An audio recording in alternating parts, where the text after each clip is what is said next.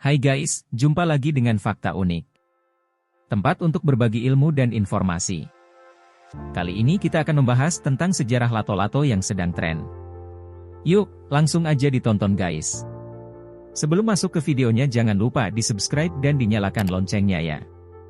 Agar channel ini bisa berkembang. Terima kasih.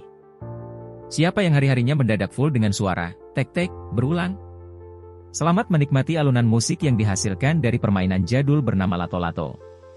Tidak hanya anak kecil, bahkan orang dewasa pun berlomba-lomba berpartisipasi dalam memainkannya. Namun, tahukah kamu kalau permainan ini sebenarnya bukan hal baru? Sejarah lato-lato bisa dibilang cukup panjang. Masa kejayaannya kini terulang seperti beberapa tahun lalu. Nah, begini perjalanan lato-lato alias tek-tek hingga populer kembali. Mengenal mainan lato-lato.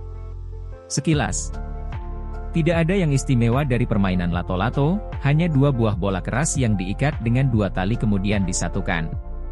Cara mainnya pun cukup digoyangkan agar kedua bola saling membentur. Eits, jangan anggap remeh. Nyatanya cara main lato-lato ini tidak semudah itu, loh. Semakin cepat kamu bergerak, makin tidak beraturan bolanya. Berkat kerumitan tersebut, kini muncul istilah Master Lato-Lato. Istilah tersebut merujuk pada seseorang yang mampu membenturkan kedua bola secara tepat dengan kecepatan dan berbagai macam atraksi. Memainkan lato-lato perlu belajar kemampuan keseimbangan dan kesabaran. Terpeleset sedikit, bisa jadi kepala justru kejeduk bola-bolanya. Kamu pun mungkin mengalami jari terjepit oleh kedua bola, atau terlilit tali saat belum mahir memainkannya. Mainan ini kembali populer setelah muncul video di TikTok yang menampilkan sekelompok anak memainkan lato-lato, bahkan ada yang sampai turnamen. Bukan sembarang permainan, sekelas Presiden Jokowi saja memainkan lato-lato. Sejarah lato-lato. Meski banyak dimainkan masyarakat Indonesia, lato-lato sebenarnya merupakan permainan impor dari Amerika Serikat. Di negara asalnya, permainan ini juga disebut sebagai clackers, click-clacks, knockers, kerbangers, atau clankers. Istilah-istilah tersebut merujuk pada benda yang sama, yakni dua bola yang dihubungkan dengan dua utas tali. Cara bermainnya pun persis sebagaimana lato-lato dimainkan di Indonesia. Ketika dimainkan, mainan akan memunculkan bunyi yang khas, klak-klak. Bunyi tersebut kemudian mendasari penamaan mainan ini. Benda ini mirip dengan bolas, senjata berburu yang digunakan oleh para gaucho atau penduduk di Pampas, Gran Chaco, dan Patagonia, Amerika Selatan. Pada mulanya, clackers dibuat sebagai alat untuk mengajari anak-anak berlatih koordinasi antara tangan dan mata. New York Times menerbitkan catatan pada Agustus 1971 yang menunjukkan adanya kejuaraan dunia clackers. Peristiwa bersejarah dari mainan ini berlangsung di Italia, tepatnya di desa Calcinatello, dekat Brescia. Dimainkan sebagai kompetisi dunia. Perlombaan ini pun diikuti oleh banyak peserta dari berbagai negara.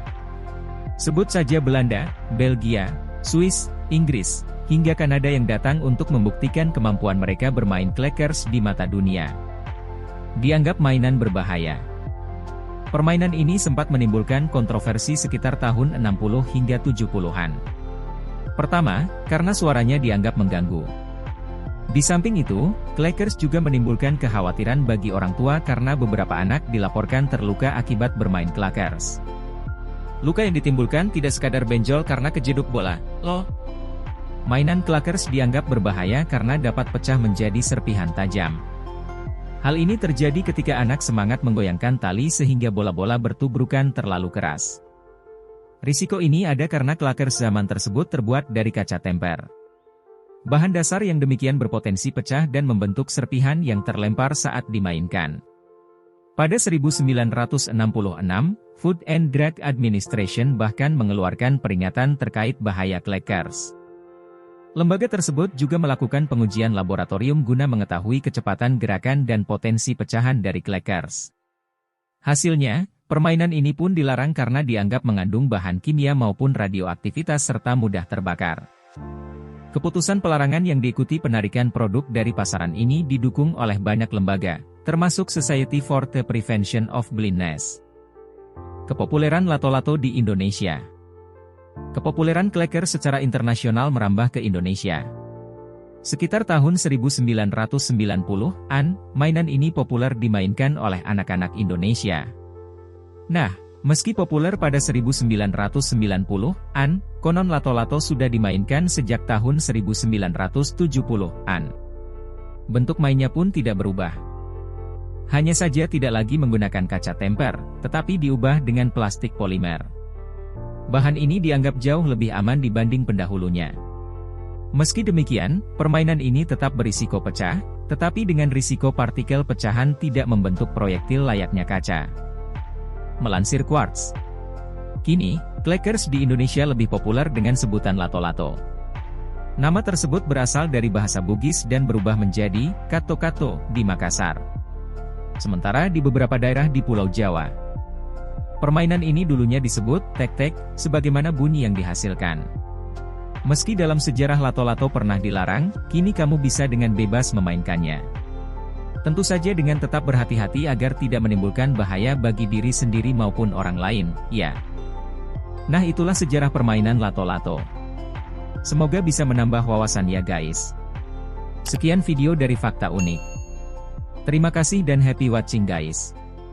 See you guys.